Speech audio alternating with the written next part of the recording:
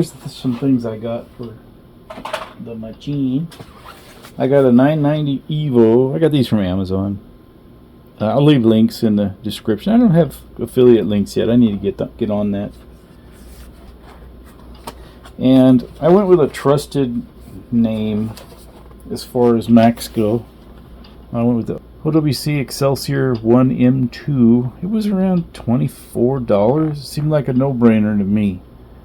So this entire upgrade was around $120, somewhere in there. Not too shabby.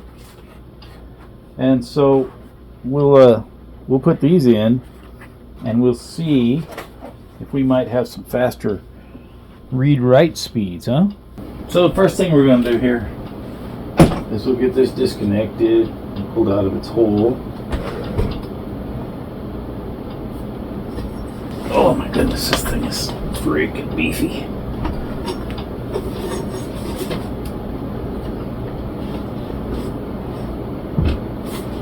Alright. With that done, so we're going to have to move a couple things around, I think. That eSATA card that I don't use is probably going to go away. Let's see what we can do here. Get this out of here. It's never trivial, but it seemed like it went okay. I guess we can pull these hard drives out just so we can have a little more room to work in here. So, fun fact, I updated OpenCore Legacy Patcher to the newest one, and it kept telling me, you haven't upgraded to the newest one. And it just kept telling me and telling me. Then I realized, for some reason, OpenCore Legacy Patcher is installed on this drive here, the spinning hard drive, and it's using that to boot to, which is kind of silly. But for that reason, I thought, well, maybe this first slot, it's always going to try to default to booting to that. So I put the SSD in the first slot, and that made no difference. So I'm going to have to do something different. I don't know exactly what yet. We'll figure it out. Let's see here. Let me just get this 8-pin connector out. We don't really need to disconnect from the board this time. Okay. So here's the thing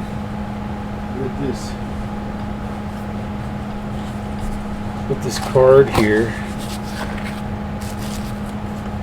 I'm told, or I've read, and I've heard, and I've watched videos and whatnot, that this thing here works faster in a 16x slot. I've seen people put them in and they get about 700 in a 4x. And that's a big step up, but when you can get twice that in a 16x, why would you not? And here is the situation we face here. Let's see what we can do here.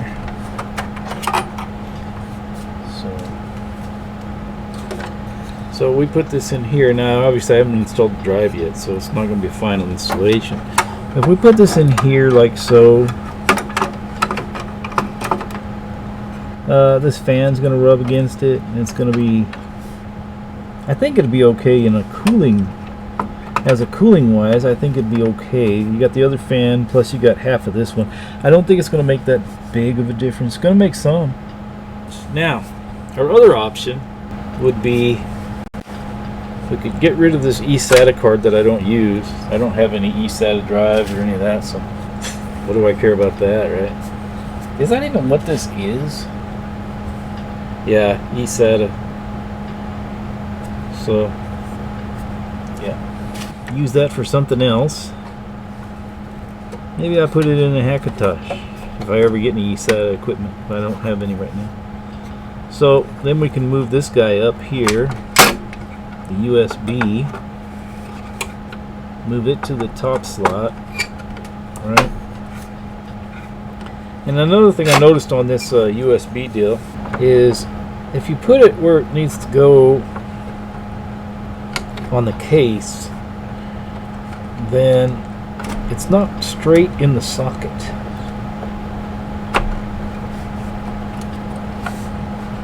And so we try to push it over, it actually lifts it. And I actually had a situation where it didn't work. So when I properly seated it in the slot, it does work. So that's why you see me only put one screw in, which is, of course, is the one by the video card. So yeah, we could put it in the 4X slot right here, and everything would be just fine. Now, option C, we're going to unlock that. And what if we put the 16X video card, right? So what if we just pull that out and put it in the second 16X slot, right? It's still 16X, so it should make no difference performance-wise. Okay. Then you have a little bit of space between it and the USB card, right? And a little bit's better than nothing.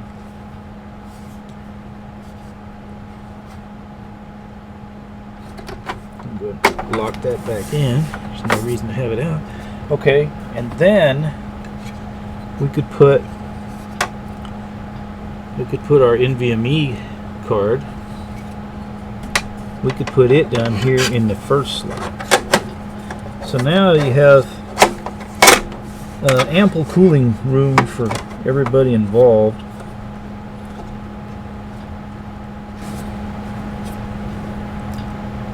Like I say, this is going to be, this smaller card doesn't really block as much either, even though it's there. The distance is just barely, slightly more between the two, between the video card and the USB. It's only slightly more, but the fact that it's a smaller card also means you're not going to block as much area. I don't know, I just think this is the hot setup. This is how I'm going to do it. So, and of course we could put this cover back on right here to make that look and be a little more complete. There we go. So I think that's our setup right there. Another point is, now that this is moved up here, even though it doesn't fit quite right, we might be able to get that second screw in now, because everybody involved will actually be where they need to be. So that's another plus. So obviously we need to install the drive in this before we can do much else. Alright, so we're going to need a little screwdriver. And then, so the Excelsior comes with a little rag of screws for your NVMe card, your M2. So that's nice. Okay, now I can actually get this plugged back in before we forget. I wonder why it won't show any video.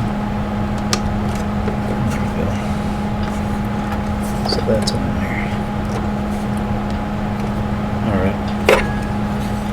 Rather than do that over that where I can drop the screws inside the computer, I'm going to do it over here. How about that? So we'll just point this camera down here.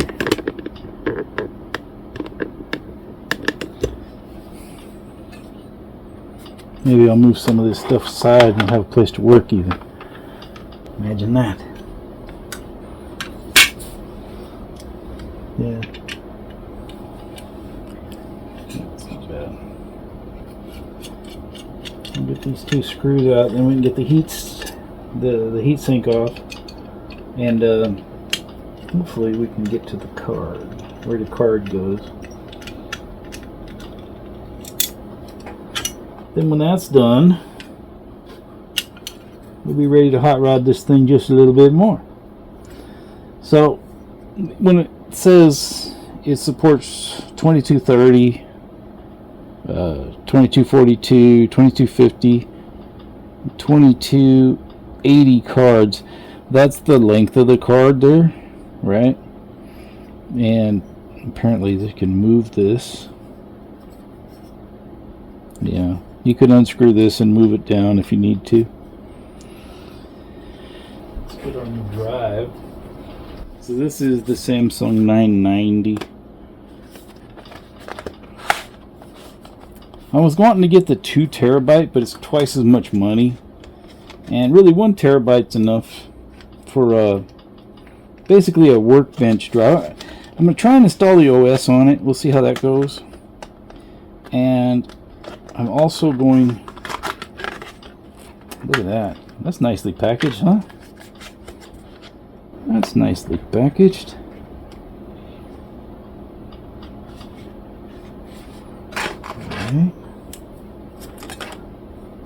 It's a Kapton tape here, but it doesn't look like it's interfering with any connections.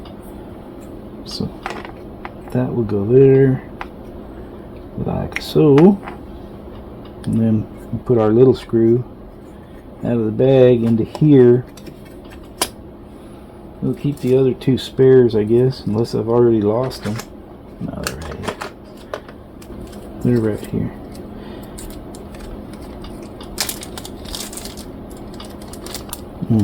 Little things, clumsy fingers.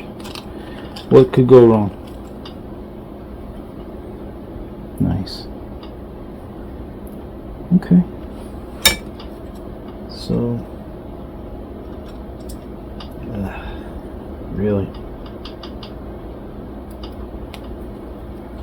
it's tough being left-handed in a right-handed world.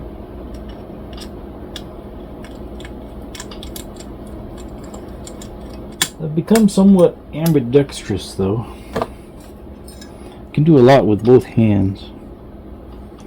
Not everything with the right hand, but I can do a lot with it. It's not completely useless to me. So, I don't know, do I take that off or leave it on? I think I gotta take it off. So it says the difference between a SATA M2 is the M2 has 2 little groups, 6 pins and 5 pins, versus the NVMe has 1 group of small pins, or small group of pins, which is 5 pins wide. How about that? So yeah, this is just a 1 terabyte drive, and I think it'll be enough for the projects I do, the video projects I do.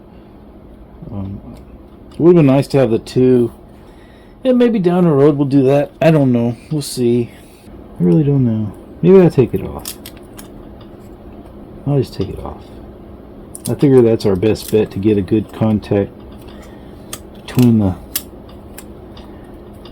Yeah, that's our best bet. We'll take those off of there. And then that way you get better contact between the heatsink pad and the chips that you need to cool.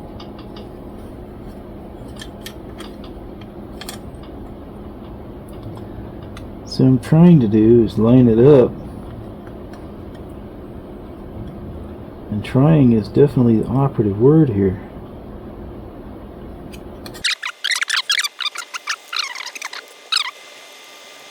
So it won't fall apart right away. Alright, so these, there's no tape or anything on there. I was reading the reviews. One person had complained something about tape. So that's why I'm looking at everything to make sure I don't have any tape where it ought not be. I think we're good. We'll find out. Soon enough.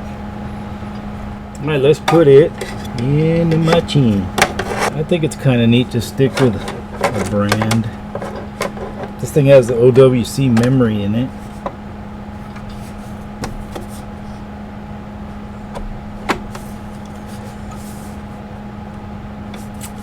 So later on I'd like to do a memory upgrade on it too, but it won't be any faster, but there'll be a greater quantity of it.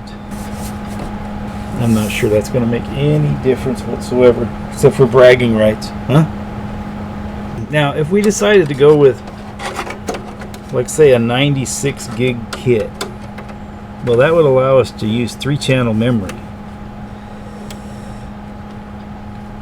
versus, say we decided to go with the 128 gig kit, right?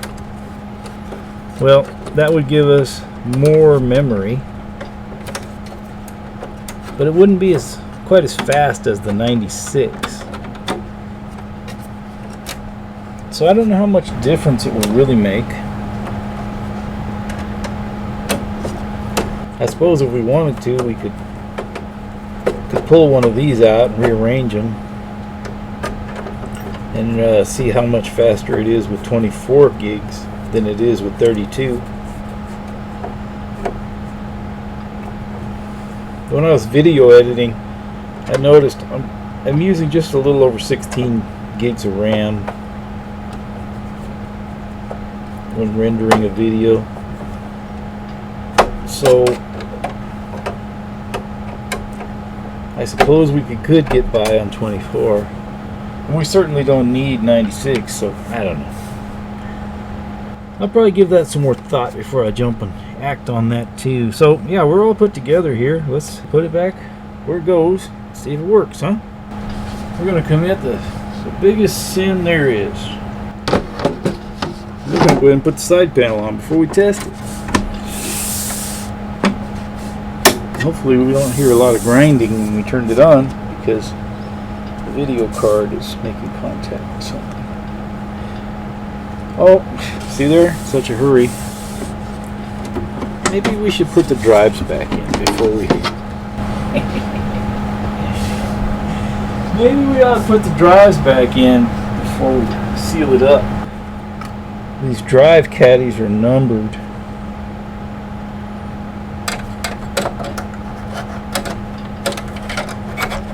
This one's 2.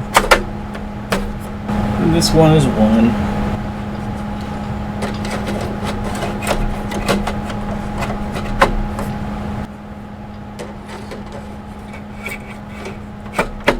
And there's 4. And A.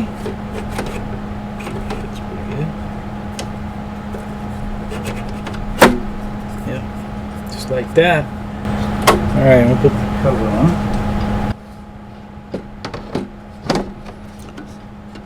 Alright. Alright, ready for the heave hole. Okay, everything's plugged in. This cable here is just to connect to my phone. Let's do what we like to call a smoke test, huh? Let's stop recording on overhead. We're done with that, I think. We got some transfer work to do later, so we'll just leave that as is. Oh, let me give the screens over to the Mac and also the keyboard.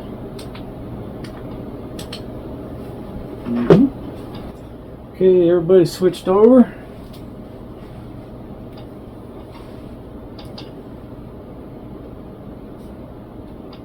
Did I forget the power cord? I think I forgot the power cord. And now I probably knocked it off into the abyss. Oh, burn. Woo! At least it didn't go in the abyss. Once things go down in the abyss, I don't really want... I try to find ways to replace them rather than retrieve them.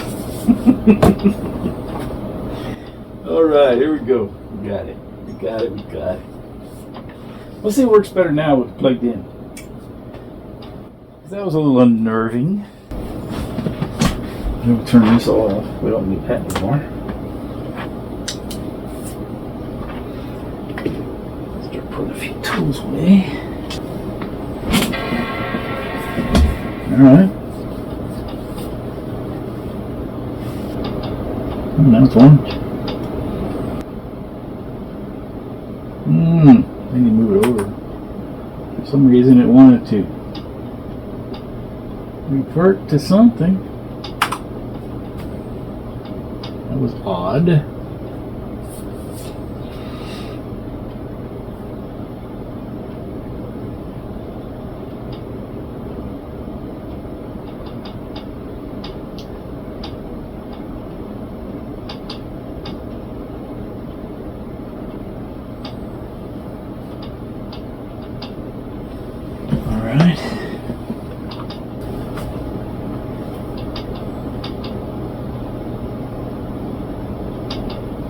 Disk attach was not. Oh, okay, cool. So it's offering to initialize our disk. So I guess it found it okay. Let's initialize it. Choices are to eject, ignore, or initialize. So let's initialize.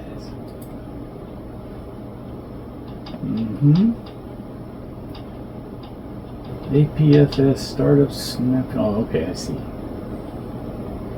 Here we go, Samsung 990 Evo. So we can erase that for now. And we can just do APFS, I think, for now. I guess we'll just do APFS for right now, just to do some testing. It would be a Studio. Mac OS. Intel. So, we can test it. Alright, this is a test of OBS Studio on the Mac Pro. That was kind of cheesy, but it'll work. So now we can go to Finder, and we go to Movies. And today is 6/4, so this should be this one here.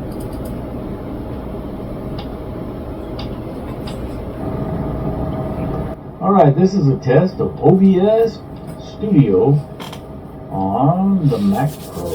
Alright, man, we're hot. Let's check the speed of our old SSD, the SATA SSD. So here on the file, you just go select target drive, and it wants to go to caches, but see, I don't feel like that's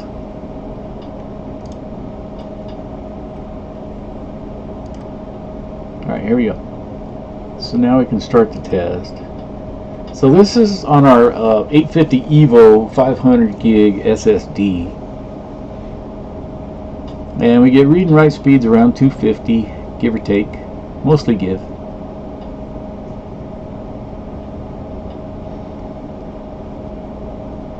Alright, no surprises there. And then the read speed's a little higher, no surprises there. So read is around 270.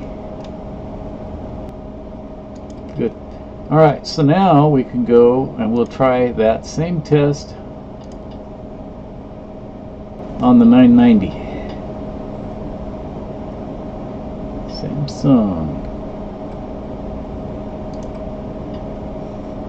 and we'll just leave it at that. Open.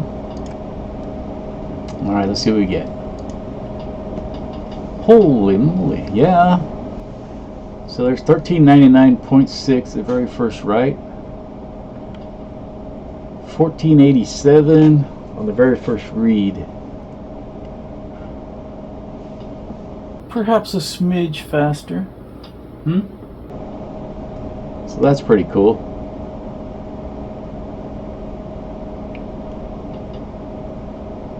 Nice.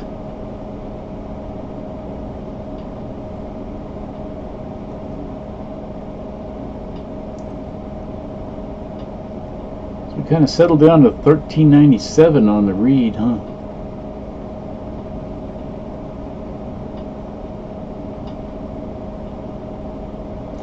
Alright, 1400-ish on the write and around 1500 on the read. Not too shabby. Not too shabby. So here's the deal. OpenCore has the ability to boot an operating system on an NVMe. The catch here is you have to have OpenCore on a SATA drive, right? So it'll boot to SATA, which of course will include your OpenCore, and then OpenCore, if you set it up for that, it can boot to an NVMe. But you have to build it with that thing ticked, I believe, to have it. Let's do OpenCore. OpenCore. And we'll do OpenCore patcher.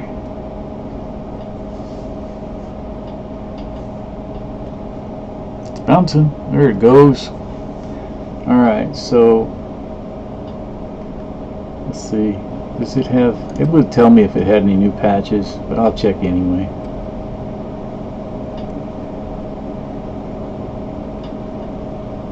All patches are already installed. Okay, rain menu. Now in the settings over here, yeah, and then NVMe, we want to tick that. That should work. Now return. And we will build and install OpenCore. So we'll install to disk.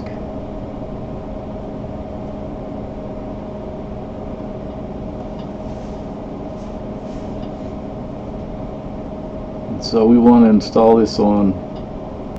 Now here's the thing. See, it's booting from OpenCore, which is installed on 1 terabyte drive, which is not what I want.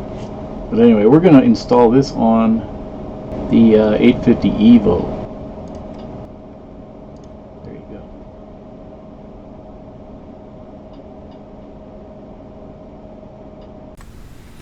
Alright y'all, so before we wrap up the video, I want to go over a couple things I did that I was unable to record for whatever silly reason or another. And we'll just go through what I did. I'm not going to be able to show you me doing these things, but that's okay. So issue number 1 on the table is we'll talk about how I got the OS on the NVMe drive, which is where it is now, and I've renamed it to Sonoma. Okay? The way I did that was real simple. I just selected the drive, then I went over to the partition tool, right? Now the reason you use the partition tool is because it gives you more options in your formatting. Now this drive is my boot drive. It's not going to allow me to do this right now. But you use the partition in order to choose. You don't have to add a partition. You don't have to take anything away. But you can have a greater drop-down selection than is given you on the erase. Okay, so I chose the Mac OS journaled and then renamed it to Sonoma. So after doing that, then you go over here to the restore right here where it says restore. It's grayed out now because, well, this is the boot drive. So you click on restore and then it'll ask you to select an image, right? So all I did was I went down and I selected. Now I've since deleted Sonoma off of the SSD because I didn't want to have the confusion. But let's say if we wanted to put Monterey on here, right? So then I would just select Monterey, right? And I thought at first you'd had to choose the drive itself, but you can actually select a different partition on that drive. So anyway, I was able to choose my Sonoma partition on the Monterey drive, and I used that as a source, and I went ahead and did the restore, and that copied the OS onto the NVMe drive. And it was as simple as that.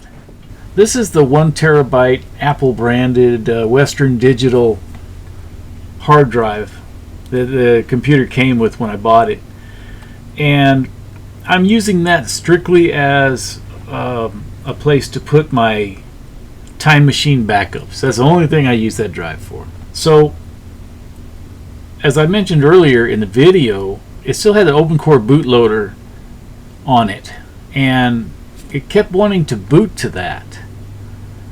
So what I was able to do was I clicked on unmount right here.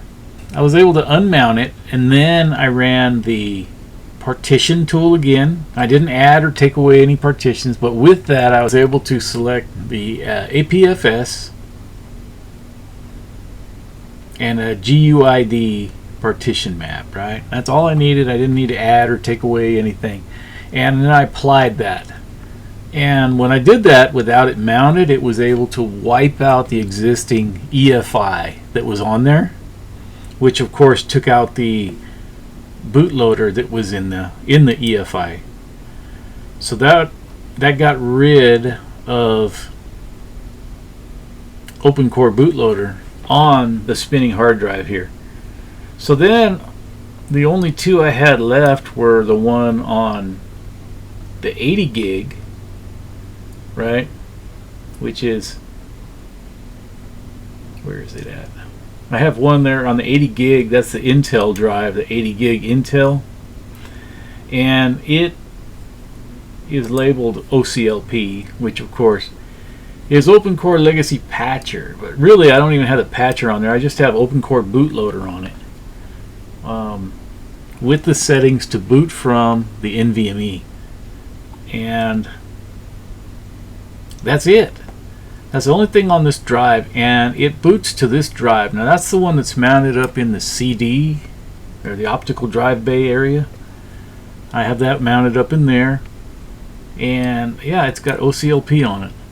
That's pretty much the solution. So now my hard drive scheme is I have Sonoma on the NVMe.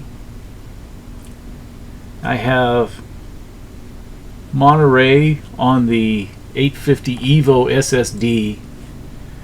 I have my Time Machine backups on the 1 terabyte spinner, and I have my RAID, my 4 terabyte RAID for long-term storage. And so what I do is when I dig my video footage out and I'm ready to edit a project or whatever, I just copy it to my desktop like I did here with the Mac Pro, and then I can edit off of the NVMe, which is much faster, and I get far less problems with dropped frames, you know, sticking timelines, all the crap you get with a slow drive. And it's a much smoother process to edit with this thing now. So that pretty much is my story. I hope you enjoyed the video. I hope it was informative. There are other videos that you can watch that'll show you how to basically copy your operating system to your hard drive using the disk utility. I hope some of this was informative, entertaining, something for y'all. If you haven't subscribed to the channel, I'd like to invite you to do so. And with that, I'll let you go. Y'all take care.